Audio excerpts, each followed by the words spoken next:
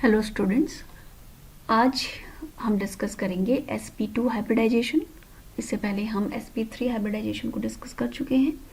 तो sp2 hybridisation में आपका एक s और दो p ऑर्बिटल्स मौजूद होते हैं, इसीलिए इस हाइब्रिडाइजेशन को हम बोलते हैं sp2 हाइब्रिडाइजेशन, राइट। तो इसका जो एग्जांपल है हमने यहाँ पे लिया है इथीन, जैसे हम इथाइलिन भी बोलते हैं। और ये आपका स्ट्रक्चर है, यहाँ पे को कार्बन कार्बन के बीच में हमारा क्या मौजूद है, डबल बॉन्ड मौजूद है। तो यहाँ पे को मीथेन के स्ट्रक्चर में चारों के चारों जो बॉन्ड थे वो सिंगल थे, और यहाँ पे को एक डबल बॉन्ड आपका एक्स्ट्रा आ गया। तो इसीलिए यहाँ पे जो हाइब्रिडाइजेशन है वो आपका चेंज हो गया है, ठीक है। तो वो कैसे हुआ है इसको अब हम देखेंगे यहाँ पे को। तो जो कार्बन है इसका जो अगर हम ग्राउंड स्टेट में देखें, यहाँ पे आप इसे प्लीज़ ठीक कर लीजिएगा, 2p1 2py1, ठीक है। ये आपका 2 आपका रॉन्ग है। तो जो ग्राउंड स्टेट है यहाँ पे जो इलेक्ट्रॉनिक कन्फिग्रेशन है जिसे हम पहले भी डिस्कस कर चुके हैं, 2s2 2p1 2px1 2py1 and 2pz। और एक्साइटेड स्टेट में आपका इलेक्ट्रॉनिक कन्फिग्रेशन आपका ये है। अगर हम इसे पिक्चर फॉर्म में देखते हैं तो यहाँ पे हमें ज़्यादा क्लैरिटी हो रही है कि यहाँ पे ग्राउंड स्टेट में आपका ये देखिए 1s 2s एंड 2p। तो जो एनर्जी का ये क्रम है बढ़ने का, तो 1s की एनर्जी सबसे कम होती है, ये सबसे ज़्यादा अगर हम कहेंगे न्यूक्लियस के सबसे क्लोज है, और 2s फिर आपके न्यूक्लियस के सबसे क्लोज है, और 2p आपका न्यूक्लियस से और थोड़ा दूर हो गया है। तो ऐसे जैसे जैसे न्यूक्लियस से दूर होते जाते हैं वैसे वैसे इनकी एनर्जी बढ़ती जाती है। तो 2p आपका 2s से ऊपर पोजीशन पे, इसीलिए इसमें इलेक्ट्रॉन भी आपका बाद में जाता है। तो यहाँ पे को ये इसका इलेक्ट्रॉनिक कन्फिग्रेशन है ग्राउंड स्टेट पे। तो यहाँ पे को जब इलेक्ट्रॉन प्रमोट हुआ आपका एक्साइटेड स्टेट में गया, तो यहाँ से इलेक्ट्रॉन प्रमोट होके इस वैकेंट ऑर्बिटल में चला गया, ठीक है। तो यहाँ पे जो नया इलेक्ट्रॉनिक कन्फिग्रेशन आपका ये हो गया 2s1 2p3। तो यहाँ पे को अगर हम ये जो इथाइलिन में देखते हैं, यहाँ पे कार्बन कार्बन डबल बॉन्ड, ये इस तरीके का इसका स्ट्रक्चर है।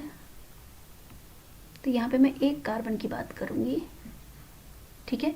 और इन दोनों ही कार्बन्स में आपका सेम हाइब्रिडाइजेशन होगा, क्योंकि दोनों ही कार्बन्स में आपका एनवायरनमेंट, बॉन्डिंग का जो एनवायरनमेंट है वो सेम है। दोनों ही कार्बन दो डबल बॉन्ड, एक सिग्मा एक पाई और 3 सिग्मा बॉन्ड इन दोनों कार्बन में मौजूद है।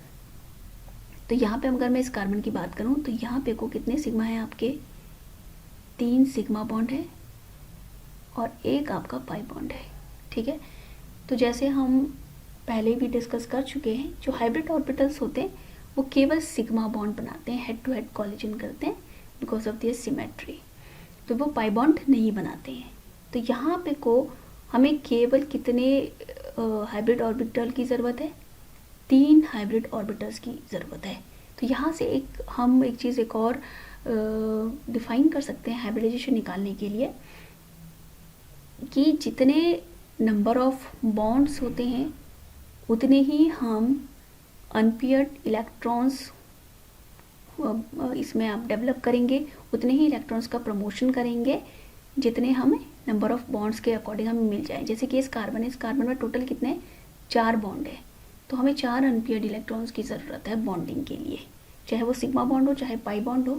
तभी फॉर्म होगा जब आपका सिंगल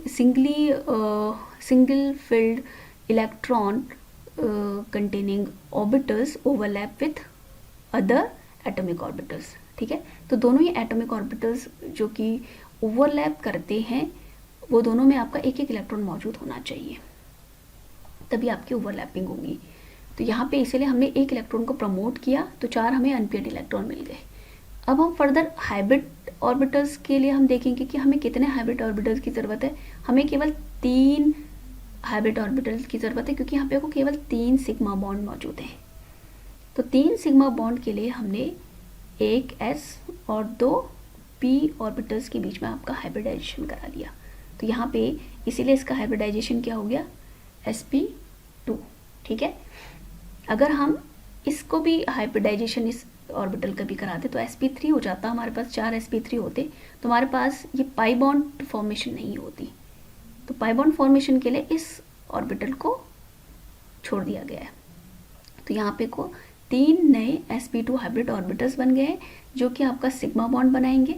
एक आपका हाइड्रोजन के साथ बनाएगा, दूसरा भी हाइड्रोजन के साथ बनाएगा, और तीसरा आपका दूसरे कार्बन एटम्स के साथ सिग्मा बॉन्ड बनाएगा। ठीक है, और ये वाला जो 2p ऑर्बिटल है ये कार्बन उसी कार्बन के साथ क्या बनाएगा, पाई बॉन्ड बनाएगा।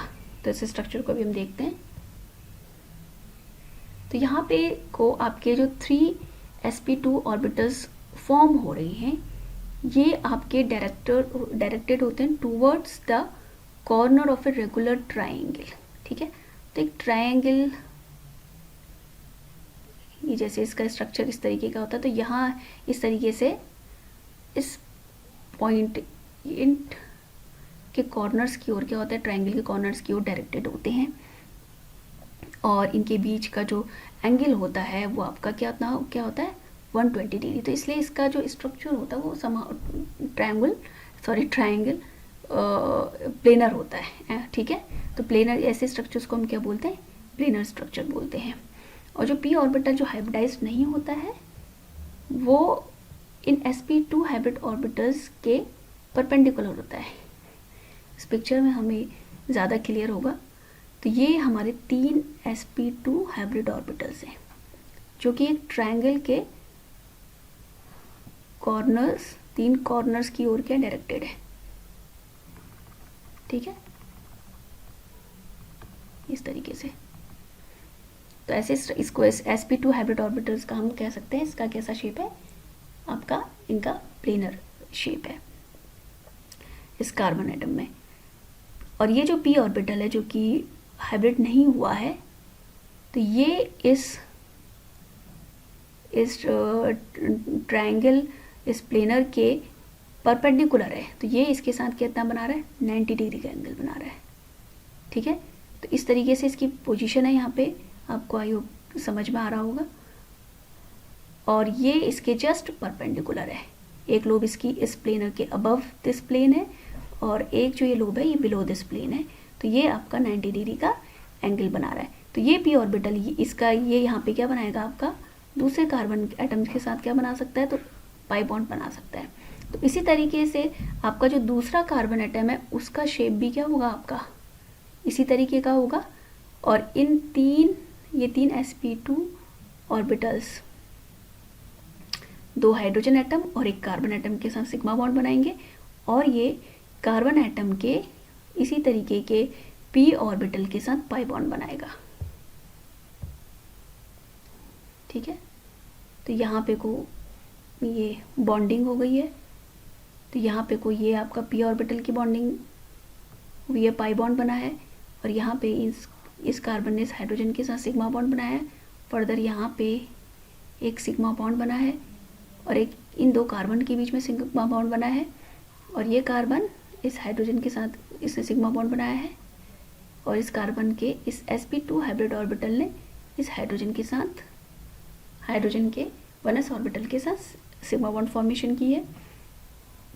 और यहाँ पे को साइड टू साइड ओवरलैपिंग के थ्रू आपका पाई बॉन्ड बना है। ठीक है, तो इस तरीके से अगर हम यहाँ पे स्ट्रक्चर देखते हैं इथाइलिन का, तो ये आपका कार्बन कार्बन डबल बॉन्ड, और ये हमने अवे ये जो आपकी डैश लाइन जो शो हो रही है, डॉटेड लाइन जो शो हो रही है, ये जो हाइड्रोजन है ये हमसे अवे है। और जो आपका डार्क ये शेड में जो हाइड्रोजन है ये आपके towards this hydrogen is located towards you. ठीक है, तो ये आपकी ओर है इस हाइड्रोजन की पोजीशन, और इस हाइड्रोजन की पोजीशन आपसे अवे है। इसी तरीके से ये हाइड्रोजन की भी है, और इनके बीच में जो आपका अराउंड जो एंगल है वो आपका 120 डिग्री एंगल है अराउंड, और यहाँ पे को आपका 118 डिग्री का एंगल फॉर्म हो रहा है। तो ये था आपका sp2 हाइब्रिडाइजेशन और इथाइलिन का स्ट्रक्चर। तो आई होप आपको ये वीडियो ये हाइब्रिडाइजेशन क्लियर हुआ होगा। अगर आपको कोई भी डाउट्स है तो आप कमेंट सेक्शन में लिख सकते हो।